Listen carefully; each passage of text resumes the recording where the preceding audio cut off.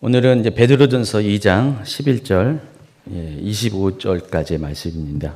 베드로전서 2장 11절부터 25절까지 말씀 약간 길지만은 우리 같이 한 목소리 읽도록 하겠습니다. 사랑하는 자들아, 거류민과 나그네 같은 너희를 권하노니 영혼을 거슬러 싸우는 육체의 영욕을 제어라. 너희가 이방인 중에서 행실을 선하게 가져 너희를 악행한다고 비방하는 자들로 하여금 너희 선한 일을 보고 오시는 날에 하나님께 영광을 돌리게 하려 함이라. 인간의 모든 제도를 주를 위하여 순종하되 혹은 위에 있는 왕이나 혹은 그가 악행하는 자를 징벌하고 선행하는 자를 포상하기 위하여 보낸 총독이게 하라. 곧 선행으로 어리석은 사람들의 무식한 말을 막으시는 것이라. 너희는 자유가 있으나 그 자유로 악을 가리는 데 쓰지 말고 오직 하나님의 종과 같이 하라. 무사람을 공경하며 형제를 사랑하며 하나님을 두려워하며 왕을 존대하라. 사한대라 범사의 두려움으로 주인들에게 순종하되 선하고 관용하는 자들에게만 아니라 또한 까다로운 자들에게도 그리하라. 부당하게 고난을 받아도 하나님을 생각함으로 슬픔을 참으면 이름 아름다우나 죄가 있어 매를 맞고 참으면 무슨 칭찬이 있으리요. 그러나 선을 행함으로 고난을 받고 참으면 이는 하나님 앞에 아름다우느니라. 이를 위하여 너희가 부르심을 받았으니 그리스도 너희를 위하여 고난을 받으사 너희에게 본을 끼쳐 그 자취를 따라오게 하려 하셨느니라. 그는 죄를 범하지 아니하고 그 입에 거짓도 없으시며 용을 당하시되 맞대어 욕하지 아니하고 고난을 당하시되 위협하지 아니하시고 오직 공의로 심판하시는 이에게 부탁하시며 친히 나무에 달려 그 몸으로 우리 죄를 담당하셨으니 이는 우리로 죄에 대하여 죽고 의에 대하여 살게 하려 하십니다. 그가 채찍에 맞음으로 너희는 나음을 얻었나니 너희가 전에는 양과 같이 길을 잃었더니 이제는 너희 영혼의 목자와 감독 되신 이에게 돌아왔느니라. 아멘. 아무래도 이제 지난번 설교를 한 번 더 점검하고 이어서 말씀을 전해드려야 될 것 같습니다. 2주 전에 제가 이 말씀을 가지고 최현영 목사님 없을 때 대신해서 이어서 말씀을 전했는데 2주 전에 이제 말씀 본문은 베드로전서 2장 1절부터 10절까지 말씀이었어요. 여러분, 베드로전서가 쓰여진 목적, 동기가 분명히 있습니다. 왜 쓰여졌는지 성경은 그냥 쓰여진 게 아닙니다. 그냥 성경이 된 게 아니라 말하고자 하는 그런 목적이 있다는 것입니다. 특별히 지난 그 설교에서 이 베드로전서 2장은 믿는 자로서 이 고난의 때 박해받는 시절에 어떻게 우리가 살아야 하는가, 어떤 태도를 취해야 하는가, 그것에 대한 권면이 담겨져 있다고 그랬습니다. 그게 이제 베드로전서 2장 1절부터 2절에 분명히 나와 있는데 다시 한번 읽도록 하겠습니다. 그러므로 모든 악독과 모든 기만과 외식과 시기와 모든 비방하는 말을 버리고 갓난아기 같이 순전하고 신령한 것을 사모하라. 이는 그로 말미암아 너희로 구원에 이르도록 자라게 하려 함이라. 그래서 우리가 박해의 시즌 가운데 우리가 힘들고 어려운 고난의 시즌에 해야 될 일이 두 가지가 있다고 그랬습니다. 첫 번째는 우리의 삶에 모든 잘못된 것들을 버리는 작업을 해야 된다고 그랬습니다. 그래서 이런 모든 교만, 악독, 외식, 시기, 비방 이런 것들은 하나님 보시기에도 그렇지만은 사람 보기에도 믿는 자로서 버려야 될 그런 안 좋은 것입니다. 그래서 이런 것들을 다 버리고 대신에 갓난아기 아이들 같이 순전하고 신령한 것들을 젖을 사모하라 그랬습니다. 그렇게 하는 이유가 뭐라고 했습니까? 후반절에 구원에 이르도록 성장하게 되기 때문에. 그래서 우리는 성장하기 위해서는, 구원에 이르게 성장하기 위해서는 두 가지를 해야 돼요. 첫 번째는 버리는 작업, 또 하나는 채우는 작업. 그러니까 우리 안에 잘못된 것들, 불순물 있는 것들, 성장에 방해되는 요소들을 버리고 또 반대로 성장에 도움이 되는 하나님 말씀을 받아들이는 이 작업을 끊임없이 해야 한다는 것입니다. 그래서 그런 결심을 가진 사람들에게 두 가지의 목표를 4절과 5절에 제시했다고 말씀드렸습니다. 사람에게는 버림바가 되었으나 하나님께는 택하심을 입은 보배로운 산돌이신 예수께 나와 너희도 산돌같이 신령한 집으로 세워지고 그랬어요. 첫 번째 여러분이 해야 될 것이 산돌이 되라는 것입니다. 보배로운 산돌이신 예수님처럼 여러분도 산돌이 되어서 신령한 집으로 세워질 것을 명령하고 있습니다. 또 한 가지가 예수 그리스도로 말미암아 하나님이 기쁘게 받으실 신령한 제사를 드릴 거룩한 제사장이 될지니라. 여기도 두 가지를 설명하고 있습니다. 우리가 구원에 이르도록 성장하기 위해서는 첫 번째는 보배로운 산돌이신 예수님처럼 우리도 산돌이 되어서 신령한 집으로 세워질 것. 두 번째는 거룩한 제사장이 될 것을 명령하고 있습니다. 그래서 과연 이 산돌이 의미하는 것이 뭘까? 거룩한 제사장이 의미하는 것이 뭘까가 6절부터 9절까지 설명이 되어 있다고 말씀드렸어요.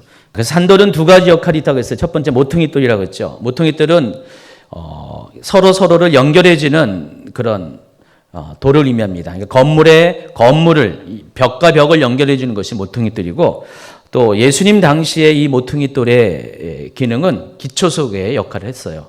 그래서 이 모퉁이돌은 건물에 있어서는 반드시 아주 절실하게 필요한, 없어서는 안 되는 가장 중요한 역할을 하고 있다고 말씀했습니다. 그래서 여러분에게 하나님이 요구하는 것이 그래요. 예수님이 그리했던 것처럼 여러분을 통해서 사람과 사람이 연결되고 모든 관계가 연결되고 또 교회의 기초가 세워지는 그런 역할을 할 것을 여러분에게 요청을 합니다. 또 이 돌은 또 한 가지 역할이 있어요. 8절에 보니까 부딪히는 돌과 걸려 넘어지게 하는 바위가 되었다 그랬습니다. 예수님께서 그런 역할을 위해서 이 땅에 오셨다고 그랬어요. 그래서 이 예수님의 오심에 대해서 이사야는 이렇게 예언을 했습니다. 이사야 28장 16절. 그러므로 주 여호와께서 이같이 이르시되 보라 내가 한 돌을 시온에 두어 기초를 삼았노니 곧 시온만 돌이요 귀하고 견고한 기초돌이라. 그것을 믿는 이가 다급하게 되지 아니하리로다 그랬어요. 그러니까 이 사도 베드로는 이 이사야 28장 16절의 말씀을 인용하면서 예수님께서 장차 보배로운 산돌로 오시겠는데 그 산돌의 역할이 첫 번째가 시험한 돌이고 두 번째가 견고한 기초돌이라고 했어요. 그래서 이 견고한 기초돌에 대해서는 이미 설명을 했어요. 뭐라고 했어요? 모퉁이돌이라고 했어요. 근데 여기 또 시험한 돌이라고 했어요. 이 시험한 돌이 과연 무엇일까? 어떤 의미일까? 그래서 이 시험한 돌의 의미가 마태복음 21장 42절부터 44절까지 나와 있습니다. 예수님도 마찬가지로 이 이사야 28장 16절을 인용을 하셨어요. 이렇게 예수님께서 말씀하셨습니다. 예수님 자신에 대해서 자기가 어떤 역할을 하기 위해서 이 땅에 왔는가를 설명합니다. 예수께서 이르시되 너희가 성경에 건축자들이 버린 돌이 모퉁이의 버릿돌이 되었나니 이것은 주로 말미암아 된 것이요 우리들의 기이하담을 읽어본 일이 없느냐. 그러므로 내가 너희에게 이르노니 하나님의 나라를 너희는 빼앗기고 그 나라의 열매 맺는 백성이 받으리라. 이 돌 위에 떨어지는 자는 깨지겠고 이 돌이 사람 위에 떨어지면 그를 가루로 만들어 흩으리라 하시니. 여기서 이 돌이 의미하는 게 뭐였죠? 예수님 자신을 가리키는 것이에요. 그러니까 예수님은 건축자들이 버린 모퉁이돌의 역할을 하셨어요. 그리고 예수님이 돌이 되셔가지고 예수님 위에 떨어지는 자를 깨트리고 또 예수님이 사람 위에 떨어지면서 그 사람을 깨트리는 역할을 하신다고 그랬어요. 다시 말해서 예수님이 흩어지는 돌, 부딪히는 돌 이렇게 역할을 하신다는 이유는 어떤 의미냐면은 사람들의 심령을 깨트리고 교만을 깨트리고 악함을 깨트리고 그들 속에 쌓은 자기의 그런 성들을 깨트리셔서 그들을 겸손케 하심으로 하나님 보시기에 합당한 거룩한 신령한 사람이 될 수 있는 역할을 하시기 위해서 예수님께서 이 땅에 오셨다 그랬어요. 이것이 산돌의 두 가지 의미라는 것입니다. 그래서 여러분이 반드시 예수님을 만나셔야 되고요. 예수님을 만나면은 여러분은 모퉁이돌이 될 것이고 또 여러분 안에 있는 모든 그런 견고한 것들이 깨어짐으로 인해서 하나님 앞에 정말 거룩한 돌, 보배로운 돌이 된다고 말씀을 하십니다. 그와 같이 여러분도 그런 역할을 하라는 것이에요. 그러니까 여러분을 통해서 많은 사람들의 관계가 엮여지고 또 교회를 공동체를 세우는 기초가 되어서 그렇게 거룩한 보배로운 돌이 될 것이고, 또 여러분이 똑같이 예수님이 그랬던 것처럼 교만한 자들을, 악한 자들을, 지혜롭지 못한 자들을, 하나님 앞에 거역한 자들을 깨뜨려서 그들로 하여금 하나님 앞에 겸손한 사람으로 만드는 역할을 여러분이 하셔야 된다고 이렇게 말씀하는 겁니다. 이것이 산돌의 의미고, 두 번째가 거룩한 제사장이라 그랬습니다. 이 거룩한 제사장의 그 역할을 베드로전서 2장 9절에는 이렇게 설명합니다. 구체적으로 그러나 너희는 택하신 족속이요 왕 같은 제사장들이요 거룩한 나라요 그의 소유간 백성이니 이는 너희를 어두운 데서 불러내어 그의 기이한 빛에 들어가게 하신 이의 아름다운 덕을 선포하게 하려 하심이라 그랬어요. 그래서 이 거룩한 제사장의 의미가 9절에는 네 가지로 더 자세하게 소개되는데, 택하신 족속, 왕 같은 제사장, 거룩한 나라, 그의 소유된 백성이라고 했습니다. 자, 이것이 무엇을 말해요? 여러분의 정체성을 말하는 거죠. 믿는 자로서 그리스도인으로서의 정체성이 바로 이와 같다는 것입니다. 그래서 여러분에게 이와 걸맞는 신분에 맞는 삶을 살라고 요청을 하는 것입니다. 그리할 때 여러분 하나님을 기쁘게 하시는 신령한 제사를 드리는 삶을 살 수 있다고 말씀을 했습니다. 지난번에 설교고 베드로전서 2장 1절부터 10절까지의 내용을 설명해 드렸습니다. 지난 그 설교에서 오늘은 그 이어서 이제 말씀이 나오기 때문에 연결된 거예요. 이 2장 1절부터 10절까지와 연결된 겁니다. 그러니까 2장 1절부터 10절까지는 여러분의 삶의 여러분의 정체성과 여러분의 삶이 어떤 삶을 사는 어떤 전제를 이야기한다면은, 오늘 본문에서는 그와 같은 삶을 사는 사람들이 어떻게 실제적인 삶에서 어떠한 삶을 살 수 있는가, 구체적인 신뢰들을 설명을 하고 있습니다. 이것이 오늘 본문에서부터 3장까지 쭉 기록이 되어 있어요. 그 첫 번째가 11절에 이렇게 말씀합니다. 사랑하는 자들아, 거류민과 나그네 같은 너희를 권하노니 영혼을 거슬려 싸우는 육체의 정욕을 제어하라. 너희가 이방인 중에서 행실을 선하게 가져 너희를 악행한다고 비방하는 자들로 하여금 너희 선한 일을 보고 오시는 날에 하나님께 영광을 돌리게 하려 함이라 그랬어요. 자, 보시면은 11절에 보면은 이 편지를 읽는 수신자를 가리켜서 뭐라고 했습니까? 사랑하는 자들아, 거류민과 나그네 같은 너희라고 그랬어요.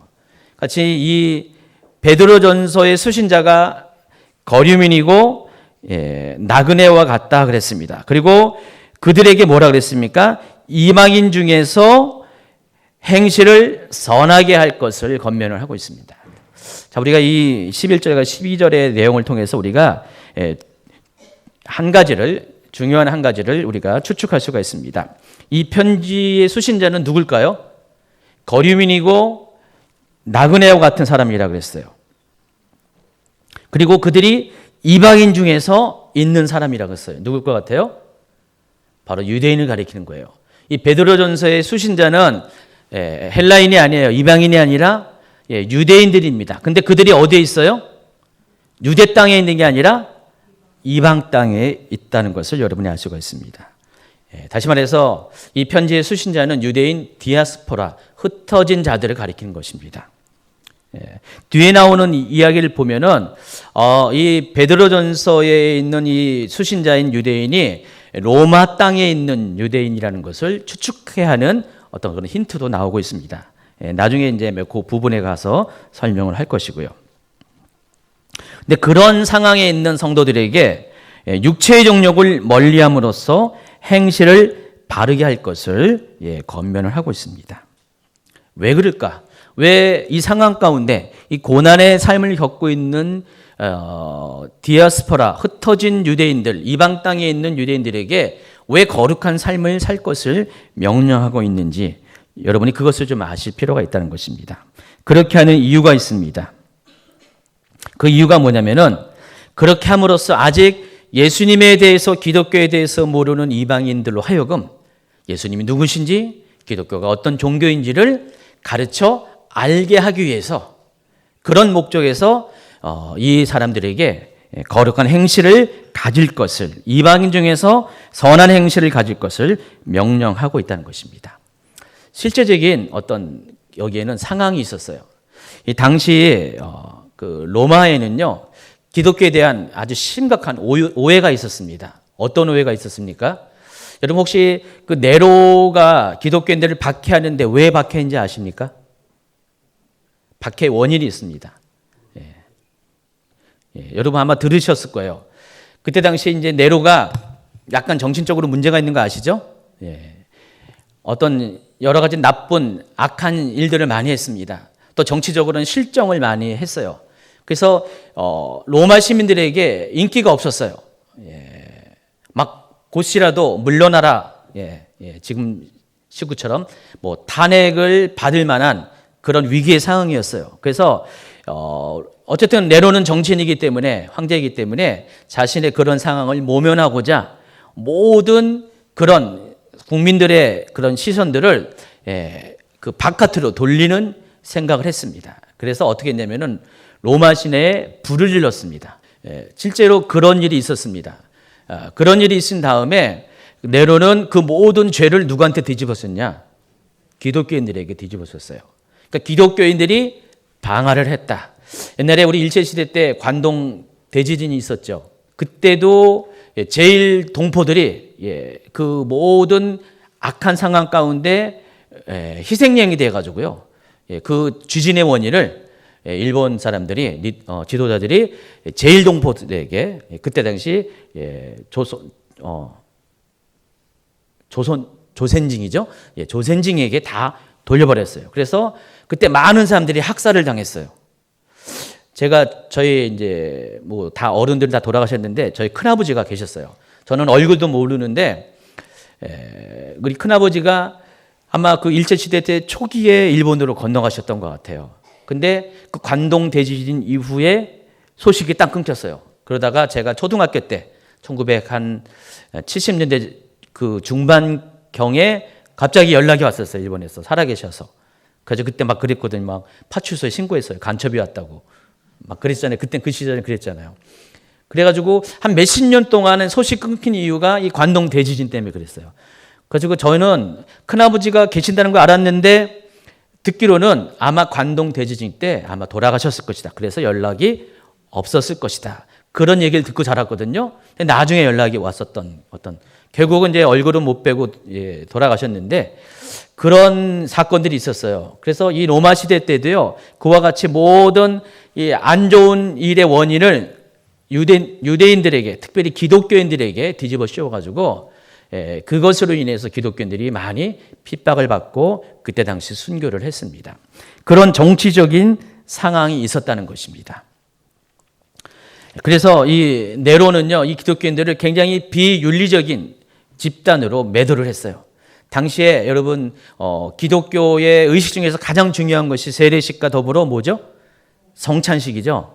이 성찬식이 있는데 예수님께서 포도주를 주시면서 이것이 내 피다. 그리고 빵을 주시면 이것이 내 살이다. 너희들은 되도록 이것을 먹고 마심으로써 나를 기억하라고 말씀하셨잖아요. 근데 이것이 어떻게 잘못 바깥으로 빠져나갔냐 얘기가 기독교인들은 식인종이다.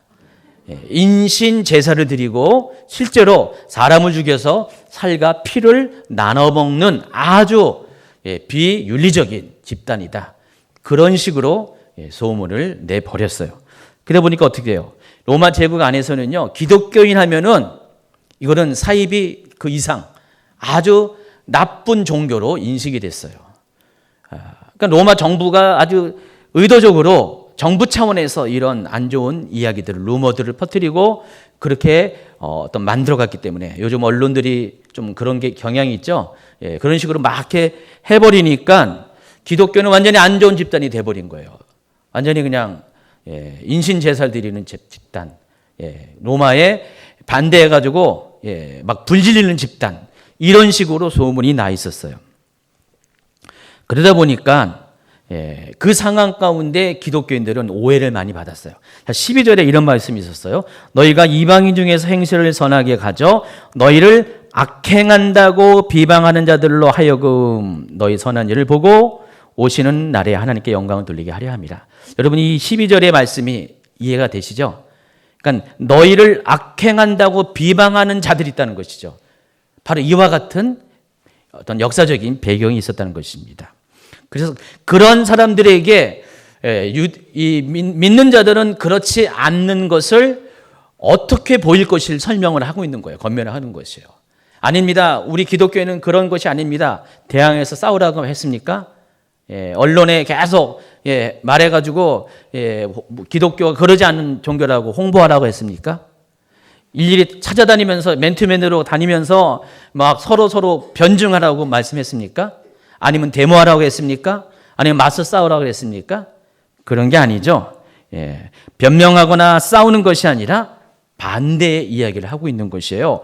오히려 그러함에도 불구하고 선한 행실을 보일 것을 명령하고 있다는 것입니다.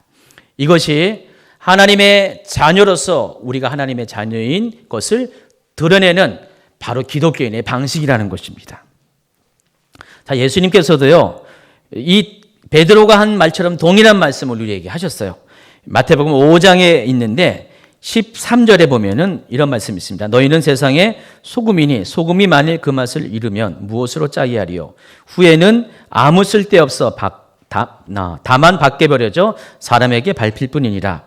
너희는 세상의 빛이라 산 위에 있는 동네가 숨겨지지 못할 것이요 사람이 등불을 켜서 말 아래에 두지 아니하고 등경 위에 두나니 이러므로 집안 모든 사람에게 비치느니라. 이같이 너희 빛이 사람에게 비치게 하여 그들로 너희 착한 행실을 보고 하늘에 계신 너희 아버지께 영광을 돌리게 하라 그랬어요. 16절에 특히 보니까 너희 빛이 사람 앞에 비치게 하여 그들로 너희 착한 행실을 보고 하늘에 계신 너희 아버지께 영광을 돌리게 하라. 이 말을 보면은 베드로전서 2장 12절의 후반부에 있는 말과 동일한 말씀을 하고 있다는 것을 알 수가 있어요. 자, 그런데 예수님께서 이 말씀을 하시기 전에 바로 나와 있는 10절부터 12절까지의 내용이 어떤 내용이냐면 이런 내용이에요. 의를 위하여 박해를 받는 자는 복이 있나니 천국이 그들의 것입니다. 나로 말미암아 너희를 욕하고 박해하고 거짓으로 너희를 거슬러 모든 악한 말을 할 때 너희에게 복이 있나니 기뻐하고 즐거워하라. 하늘에서 너희의 상이 큽니다. 너희 전에 있던 선지자들도 이같이 박해하였느니라. 자, 예수님께서 너희의 착한 행실을 보여줌으로써 하늘에 계신 하나님께 영광을 돌리게 하라고 말씀을 하셨는데 그 말씀을 하신 그 상황이 그냥 평범한 상황이 아니라 바로 박해받는 상황 가운데 그리할 것을 명령을 하고 있다는 것입니다. 여러분, 박해받을 때 우리의 태도가 어찌할 것이 바로 베드로가 한 말과 예수님이 한 말이 동일하다는 것을 여러분이 알 수가 있습니다. 그러므로 우리가 고난의 때, 힘들고 어려운 때, 오해받고 또 왜곡된 것으로 인해서 우리가 많이 핍박받고 힘들어하는 그때 우리가 해야 될 것이 무엇인지가 분명하다는 것입니다. 그럼에도 불구하고 믿는 자가 할 것은 세상과 싸우는 것이 아니라 세상과 구별되는 행동을 하라는 것입니다. 특별히 이 말씀은 우리에게 한 가지 중요한 단어를 가리키는데 반대정신이에요. 반대정신이 뭘 가리킵니까? 세상이 요구하는 대로 우리가 따라가는 것이 아니라 세상이 요구하는 대로 우리에게 행한 대로 반응하는 것이 아니라 반대로 반응하는 것이에요. 그러니까 상황은 이렇게 우리에게 이런 행동을 요구한다 할지라도 우리는 말씀을 쫓아서 반대의 삶을 살아야 한다는 것입니다. 여러분, 팔복을 경험한 분들 이 반대 정신이 아마 뭔지 알 겁니다. 세상 우리를 부유해 우리를 교만하게 만들지만은 말씀은 뭐라고 했습니까? 우리가 심령이 가난한 자가 되어야 된다고 권면합니다. 세상은 어떤 상황 가운데 분통을 하는 것이 마땅한 것이라고 이야기하지만은 말씀은 애통을 가리키고요. 또 어떤 상황 가운데 우리가 강팍하게 반응할 수도 있지만은 성경은 온유할 것을. 세상은 비방과 비판을 이야기해도 성경은 우리에게 긍휼히 여기는 삶을 살 것을 말씀을 하고 있습니다. 이것이 반대 정신이에요. 하나님의 말씀은 상황 가운데 매이지 않으세요. 상황에 그대로 반응하지 않습니다.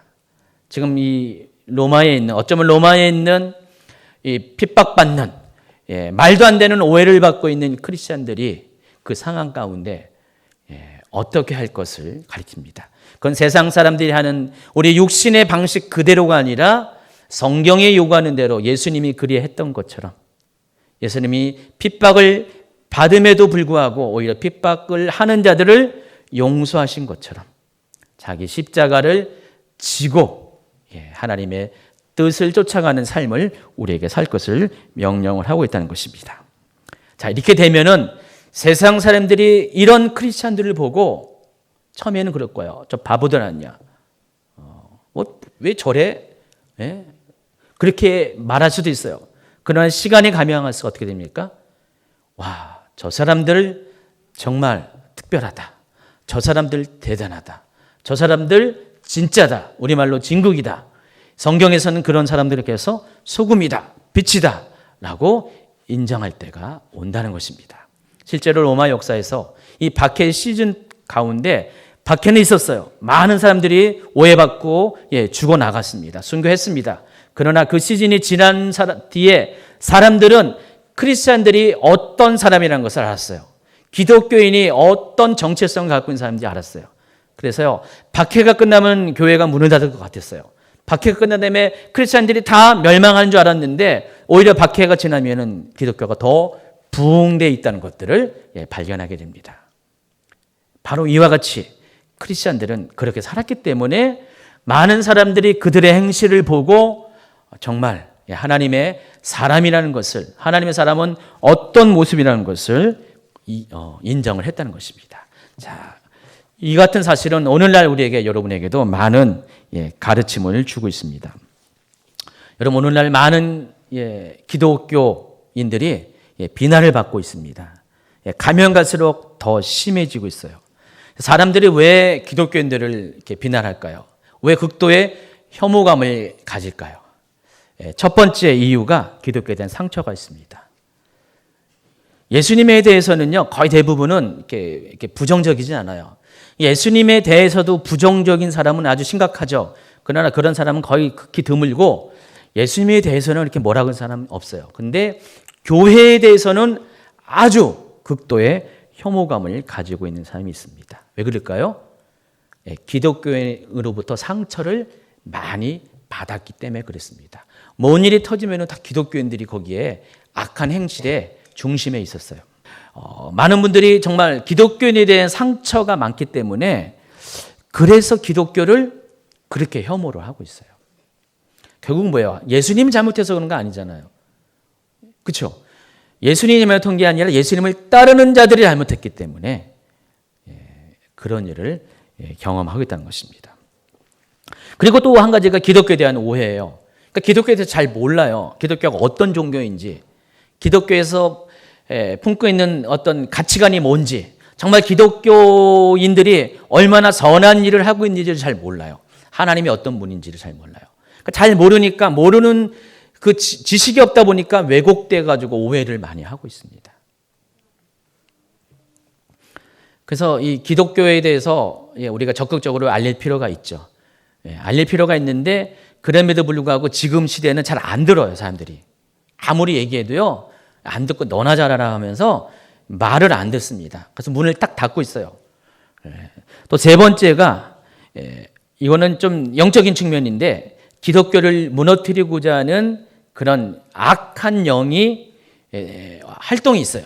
그래서 그 악한 영이 사람들을 충동시켜가지고 기독교를 음해하는 그런 세력들이 있다는 것입니다.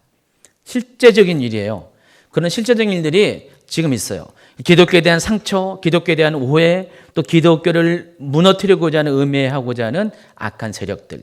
이 세 가지 때문에 오늘날 기독교가 이렇게 극도의 혐오감을 당하는 그런 종교로 전락을 하고 있다는 것입니다. 이럴 때 여러분 어떻게 되냐 이거죠. 한쪽에서는 맞서 싸우자, 적극적으로 홍보하자, 막 그렇게 이야기하고요. 막 바깥에서 세상 사람들이 이렇게 하면 우리도 이렇게 해야 된다. 우리도 어떤 힘을 보여줘야 된다. 단결력을 보여줘야 된다. 우리도 살아있다는 것을 보여줘야 된다. 이렇게 말하는 분들도 있어요. 실제로 그렇게 행동하는 분들도 많이 있어요. 그런데 여러분은 어떻게 할 거예요? 오늘 말씀해 보면은 그러지 말라는 것입니다. 오히려 그리할수록 너희를 비방하는 자들에 대하여 착한 행실로 선한 행실로 정말 하나님의 자녀들의 어떻다는 것들을 보여줄 것을 권면을 하고 있다는 것입니다. 여러분, 이 상황은 베드로가 이 편지를 쓰는 상황은 실제적으로 이 로마에 있는 기독교인들이 그와 같은 실제적인 위협을 받고 있었어요. 이건 아주 심각한 어떤 죽고 사느냐의 그런 문제가 달려있는 그런 아주 심각한 상황이었어요. 근데 그런 상황 가운데 베드로는 그럼에도 불구하고 너희의 선한 행실을 보일 것을 명령을 하고 있다는 것입니다. 그리할 때만, 오직 그리할 때만 여러분들이 정말 하나님의 자녀인 것들이 증명이 되기 때문에, 그러니까 다른 방법은 아니라는 것입니다. 다른 어떤 방법을 통해서는 이런 상황 가운데 우리가 헤쳐나갈 방법이 없다는 것입니다. 어떤 상황 가운데서도, 어떤 모진 상황 가운데서도 기독교인의 정체성을 보이라는 것이에요. 여러분이 속임인 것을, 비친 것을 나타내라는 것입니다. 여러분의 착한 행실로 사람들이 보고 정말 하나님의 사람은 저렇구나는 것들을 증명하라는 것입니다. 오늘 말씀에 비춰보면은 그럼에도 불구하고 계속해서 우리가 더 손해볼지라도, 더 핍박받을지라도, 심지어는 우리가 모든 것들을 포기하고 내려놓는 상황일지라도 우리는 끝까지 계속해서 섬기고 사랑하고 용납하는 그런 것들을 계속 해야 된다는 것입니다. 여러분, 오래 걸릴 것 같죠? 근데 어느 시기가 지나면 마침내 사람들이 인정해요. 와, 내 아내가 보통 사람이 아니라는 것. 내 안에 있는 그 예수님이란 분이 대단한 분. 어떻게 내 아내를 이렇게 변화시켜가지고 이런 사람이 되게 하시는가를 인정할 수밖에 없게 된다는 것입니다. 싫으신가 봐요, 그런. 근데 그때까지 여러분 참으셔야 돼요. 인내하셔야 돼요. 본을 보이셔야 돼요. 착한 행실을 나타내셔야 한다는 것입니다. 그리하면 모든 사람들이 하나님을 인정할 수밖에 없어요. 그러니까 여러분, 전도를 막아서는 것은 그 누구도 아닙니다. 여러분인 것을 아시기 바랍니다. 여러분의 행동 하나하나가 하나님께서 악한 사람들에게 그들을 하나님께로 인도하는 그 통로 가운데 여러분이 있는데 그 길을 막아서는 것이 여러분이라는 것을 여러분이 아시기 바랍니다. 세상은 악해서 전도가 안 되는 게 아니라 세상은 선한 자가 없어서 전도가 안 되는 거예요. 정말 거룩한 그리스도인들, 경건한 그리스도인들, 정말 선을 행할 줄 아는 그리스도인들이 있으면 세상은 변할 수밖에 없습니다. 오직 어떻게 돼요? 이 상황 가운데 중보하는 것밖에 없어요. 기도하는 것밖에 없어요. 아무리 방법을 찾아도 똑같이 시위하고 똑같이 인력 행사하는 것이 100% 대안이 아니에요. 어느 정도의 효과는 있을지 몰라도 이 상황을 하나님께서 지나가게 해달라고, 나라가 안정이 되게 해달라고, 모든 것들이 사람들이 어떤 진정할 수 있고 모든 흥분이 가라앉힐 수 있도록 우리는 기도하는 수밖에 없다는 것을 느낍니다. 그래서 모임에 갖는다면은 어떤 반대 집회가 아니라 그런 상황 가운데 하나님이 역사해달라는 기도의 집회를 가질 수밖에 없는 것이에요. 실제로 그러고 있어요. 지금 여러 가지 단체들이 모여서 하는 것이 기도하고 있어요. 모여서 서울역에서 모여서 기도도 하고 그런 기도를 하고 있습니다. 그러니까 크리스찬들이 똑같은 방식으로 똑같은 수준으로 대항할 수는 없다는 것입니다. 우리는 어쨌든 간에 우리의 선함을 나타내는데 한 가지밖에 없어요. 정말 여러분의 행실이 좀 시간이 걸릴지언정 더디 갈지 몰라도 끝까지 여러분의 정말 착한 행실을 보일 수밖에 없다는 것입니다. 기독교인은 어떤 사람이라는 것을 여러분의 삶을 통해서 나타내볼 수밖에 없다는 것입니다. 참, 베드로는 지금 이와 같이 설명을 하고 있어요. 이와 같이 여러분에게 권면을 하고 있습니다. 여러분이 만일 보배로운 산돌이라면, 여러분이 만일 거룩한 제사장이라면 여러분이 어떻게 될 것을 말하는데, 첫 번째가 이와 같이 이런 상황 가운데, 고난의 상황 가운데, 박해의 상황 가운데 그럼에도 불구하고 여러분은 착한 행실을 보이라는 것입니다. 두 번째입니다. 23절에 보니까 인간의 모든 죄들을 주를 위하여 순종하되 혹은 위에 있는 왕이나 혹은 그가 악행하는 자를 징벌하고 선행하는 자를 포상히 여겨 보낸 총독에게 하라 그랬어요. 이 말씀은 제가 몇 주 전에 설교한 권위가 무너지는 세대라는 말씀으로 제가 로마서 13장 말씀을 가지고 설교했었는데 그와 같은 맥락의 말씀입니다. 여러분이 두 번째 해야 될 것이 인간의 모든 제도에 또 권위에 순종하라는 것입니다. 왜 순종해야 되며? 그것이 하나님께서 세우신 권위이기 때문에. 여기 보세요. 인간의 모든 제도를 순종하되 뭐라고 했습니까? 주를 위하여. 여러분이 권위에 순종하는 이유가 권위가 무서워서 그런 것이 아닙니다. 오직 한 가지, 예수님 때문에, 하나님 때문에 순종하라는 것입니다. 왜냐하면 하나님께서 권위를 주신 이유가 있어요. 이 권위를 통해서 하나님은 마치 율법의 역할처럼 이 권위를 통해서 우리가 잘못된 삶을 살지 않도록, 하나님 뜻에 어긋난 삶을 살지 않도록 일종의 울타리처럼 권위를 주셨어요. 근데 때로는 이 권위가 좀 까탈스러운 권위가 있을 수가 있어요. 우리 보기에 잘못된 권위가 있을 수가 있어요. 오히려 그 권위보다 나는 선하고 더 정의로운데 저 권위는, 그 권위자는 문제가 있어 보일 때도 많이 있습니다. 근데 그럼에도 불구하고 여러분 그 권위에 순종하라는 것입니다. 여기 왕이나 총독은 그 권위를 대표하는 사람들이에요. 그들에게 순종할 것을 명령하고 있습니다. 다른 어떤 이유도 아니에요. 오직 한 가지, 주를 위해서. 기독교인들은 비겁자가 아닙니다. 기독교인들은 하나님을 위해서는, 주를 위해서는 초계와 같이 자기 목숨을 드릴 수 있는 그런 준비된 사람입니다. 근데 그럼에도 불구하고 그런 어떤 결단이 있음에도 불구하고 이 권위 앞에 순복할 것을 요청하고 있는 것은, 그것을 통해서 하나님께서 지으신 이 질서대로 지으신 이 세상의 질서들을 유지하게 하기 위해서 그렇게 하라는 것입니다. 저는 많은 분들이 권위에 순종하지 못한 분들을 봅니다. 정말 너무나 공의로워가지고요. 그 안에 공명심이 너무 많아가지고요.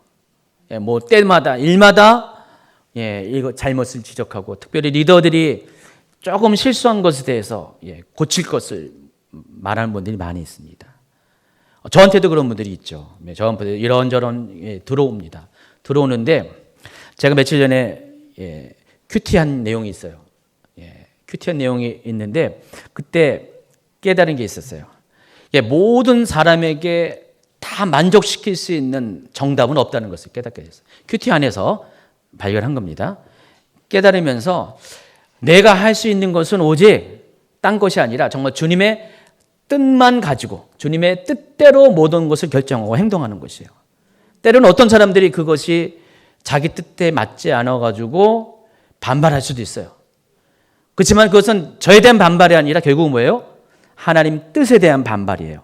그래서 분명하게, 아주 명확하게 할 것은 제 뜻이 아니라 하나님의 뜻만 순종하는 100% 그런 것이라면은 설사 그런 일이 생긴다 할지라도 그것은 저의 잘못이 아니라는 것이죠. 하나님의 권위에 순복하지 못한 그 상대방의 잘못입니다. 그래서 제가 할 것은 오로지 하나님의 뜻을 분별하고 하나님의 뜻대로 모든 것들을 행하는 것뿐이에요. 그렇게 결정을 했어요. 그러니까 제가 왜 그런 얘기를 하냐면은 이 사람 얘기가 다르고 저 사람 얘기가 다르거든요. 똑같은 상황에 대해서요. 어느 장단에 맞춰야 될지 난감할 때가 많이 있어요. 그러니까 모든 사람의 뜻을, 저는 솔직히 여러분들의 세세한 요청들을 다 받아들이는, 다 이렇게 수용하는 그런 스타일이에요. 근데 이 두 가지가 다를 때는요, 저도 난감하거든요.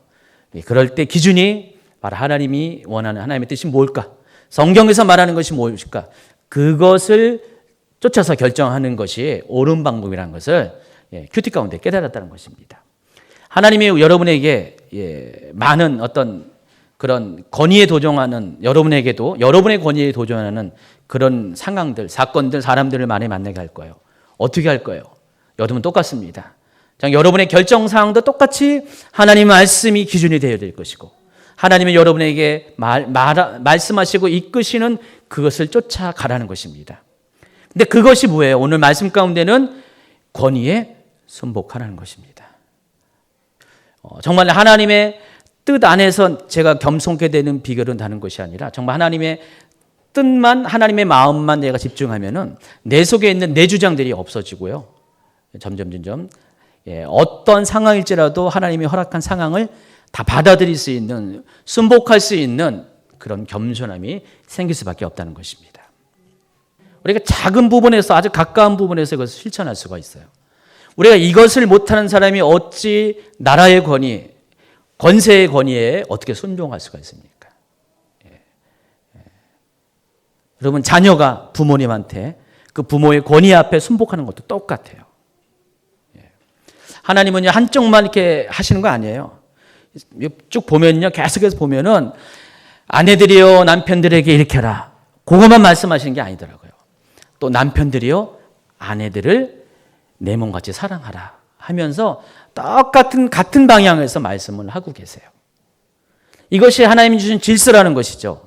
근데 이 질서를 깨트리는 행위들을 하지 말라는 것입니다. 우리가 뭘 몰라서 어리석어서 그렇게 따라가는 것이 아닙니다. 이 모든 것들이 주를 위해서 오직 하나님 때문에, 하나님이 세우신 질서 때문에 그렇게 하라는 것입니다. 그리고 세 번째가 선을 행함으로 고난을 받고 이 고난을 받음을 통해서 영혼을 세우는 삶을 사시기 바랍니다.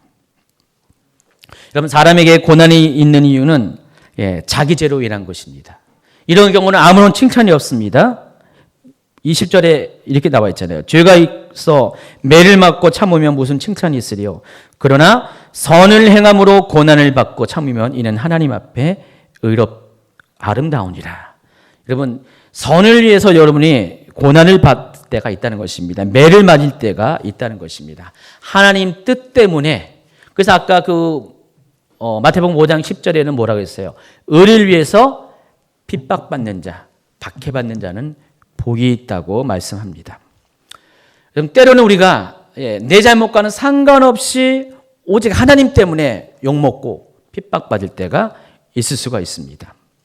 그런데 하나님께서 그와 같은 상황들을 허락하신 이유가 있어요. 그냥 주시는 것이 아니에요. 그러니까 모든 것이 이유 없는 고난이 없는 것이에요. 두 가지 이유가 있어요. 여러분 잘못 때문에, 또 한 가지는 하나님의 뜻 때문에. 근데 여러분의 잘못 때문에 고난을 받으면은 당해서 싼 거예요. 여기 이렇게 나와 있잖아요. 무슨 칭찬이 있으리요. 다른 말로 당해서 싸다, 그런 뜻이에요. 그러나 선을 위해서 하나님 뜻 때문에 고난을 받을 때는 그것이 복이 있는 것이에요. 왜 그러냐면은 그것을 통과하면은 상황이 바뀐다는 거예요. 모든 막혀 있는 것들이 돌파가 되고요, 세상이 바뀐다는 것이에요. 자, 예수님이 그러셨잖아요. 예수님이 고난 당하셨어요. 죄가 있어서 고난 당한 게 아니죠. 하나님 뜻을 위해서 십자가를 지셨어요. 그러나 예수님이 그 고난을 통과하신 다음에 어떻게 됐어요? 세상이 바뀌었어요. 악한 세상, 마귀의 세상, 어둠의 세상이 하나님의 세상으로, 빛의 세상으로 바뀌었습니다. 예수님께서 여러분을 살리고자 이와 같은 일을 하신 것처럼 여러분도 동일합니다. 여러분을 통해서 하나님이 뭔가를 이루시고자 하는 계획이 있다는 것이죠. 그러니까 여러분이 고난을 당하면 여러분 때문에 한 영혼이 살아나는 것이에요. 길 잃은 어떤 영혼이 돌아오게 한다는 것입니다. 그러니까 베드로전서 2장 24절에 이렇게 말씀합니다. 이는 우리로 죄에 대하여 죽고 의에 대하여 살게 하셨습니다. 그가 채찍에 맞음으로 너희는 나음을 얻었나니. 그러니까 예수님의 고난이 여러분에게 새로운 삶을 주신 것처럼 의인으로서 여러분이 고난을 받으면은 여러분을 통해서 누군가가 살아나는 역사가 있어지게 된다는 것입니다. 그렇잖아요, 여러분. 이 중에서 집안 가운데, 가정 가운데 첫 번째 하나님의 자녀가 된 분들이 있죠. 계시죠? 그냥 믿었습니까? 편하게 믿었습니까? 안 그랬을 거예요. 저희 집도 6남매인데 저희 집에서 최초로 예수 믿은 사람이 저희 큰 누나였어요. 근데 큰누나가 정말 박해 많이 받았어요. 아버지한테. 돌아가신 아버지한테. 진짜 제가 말을 다 할 수 없을 정도로 많이 박해를 받았어요. 별 위협도 당하고요. 근데 누나 같은 경우는 예수님을 만난 그 감격이 너무 강력하기 때문에 예수님을 도저히 포기할 수 없기 때문에 그 상황 가운데 다 이겨냈어요. 그리고 다 전도를 했어요. 동생들을 전도하고. 그래서 저희 6남매 중에서 저하고 형이 목사가 됐잖아요. 그리고 또 매형이 또 목사가 됐어요. 3명이 목사가, 6남매 중에서 3형제가 중에서 목사가 됐습니다. 일대예요, 저희도. 예수 믿는. 저희 어머니는 이제 권사님이시고, 저희 아버님은 이제 돌아가시기 전에 회심하고 돌아가셨어요. 근데 한 사람이 그와 같은 것들을 통과하니까 집안이 바뀌었잖아요. 그렇죠? 한 사람이 몇 사람을 살렸습니까? 엄청 많이 살렸잖아요. 그 딸린 자녀들도 있잖아요. 그러니까 여러분도 그것이에요. 여러분이 의인임에도 불구하고 선을 위해서 고난을 당하면은 여러분을 통해서 누군가가 살아나는데 가장 가까운 것이 여러분의 가족들이 살아나게 되는 것이에요. 어떻게 되겠어요? 이 한 몸 희생을 해야죠. 고난을 당해야 되잖아요. 그렇기 때문에 여러분이 그리할지라도 그런 상황일지라도 그것을 잘 참아내고 이겨내고 선을 이루어야 한다는 것입니다. 자, 오늘 이 말씀이 누구한테 주어졌다고요? 고난당하는 그리스도인들이에요. 특별히 이방인 가운데 온갖 왜곡된 정보와 오해로 인해서 목숨이 위태로움을 당하는 그런 믿는 자들에게 베드로는 맞서서 싸울 것을 명령하지 않습니다. 그들이 말할 수 있는 주장을 하라고 말하지 않습니다. 오직 너희 행실을 선하게 함으로써 그것을 통해서 정말 많은 사람들이 하나님께 영광을 돌릴 수 있는, 하나님을 인정하게 하는 삶을 살 것을 명령하고 있습니다. 오늘 말씀의 결론이 이래요. 너희가 전에는 양과 같이 길을 잃었더니 이제는 너희 영혼의 목자와 감독 되신 이에게 돌아왔느니라. 자, 이 말씀을 보면서 지난번 설교의 결론과 똑같아요. 10절이죠. 너희가 전에는 백성이 아니더니 이제는 하나님 백성이요. 전에는 궁의를 얻지 못하더니 이제는 궁의를 얻은 자니라. 여러분 딴 거 다 기억 못 해드려도 돼요. 이것을 하나 기억하세요. 너희가 전에는 뭐라고요? 백성이 아니더니. 너희가 전에는 궁의를 얻지 못하였더니. 너희가 전에는 양과 같이 길을 잃었더니. 지금은 어떻게 됐어요? 바뀌었어요. 여러분의 신분이 바뀌었어요. 하나님의 백성이 되고요. 궁의를 얻은 자가 되고요. 영혼의 목자와 감독 되신 하나님께로 돌아왔습니다. 이것이 얼마나 큰 감격입니까? 이것이 얼마나 큰 감사가 됩니까? 여러분 이거 하나만 생각만 하면은요. 다른 어떤 것들은 큰 문제가 되지 않습니다. 바로 예수님께서 이것 때문에 십자가를 주셨고요. 이것 때문에 모든 고통을 참아 주시고요. 모든 대가를 다 감당하셨는데 여러분 때문에, 여러분은 이런 존재가 되기 위해서 여러분은 조금이라도 예수님이 하신 것에 비하면 아주 작은 거지만은 조금이라도요. 그렇게 따를 용기가 없습니까? 그렇게 해주시기 바랍니다.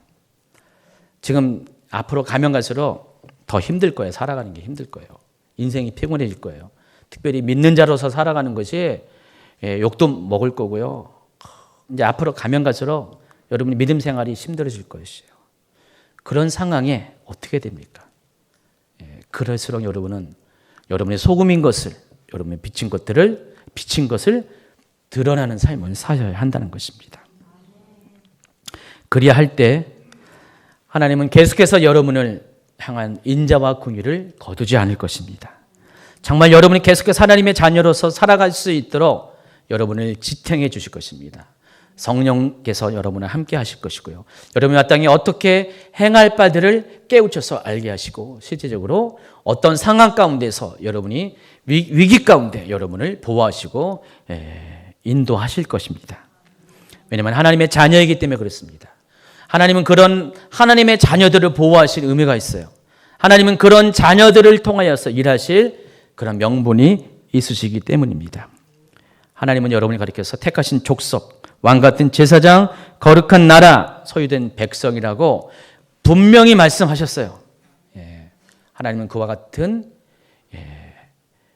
존재로 여러분을 대접해 주실 것입니다. 그냥 대접하는 게 아니라 여러분이 그런 삶을 살아갈 때 살아가십시오. 지금 이런 시국 가운데 여러분이 요동하지 마시고요. 흔들리지 마시고요. 여러분이 입술로 안 좋은 것들을 쏟아내지 마시고요. 기도하시고 중보하시고 하나님 이 시대를 불쌍히 여겨달라고, 이 악한 세대를 공의히 여겨달라고 하나님께 요청하는 그런 삶을 사시기 바랍니다. 하나님 그런 사람들이 많아질수록, 그런 물결들이 더 흘러갈수록 세상은 바뀔 거예요. 이 시대도 바뀔 거예요. 이 나라도, 이런 분위기도 다 바뀔 것입니다. 그래서 그런 것들을 꼭 볼 수 있는 여러분이 되기를 예수님 축원합니다.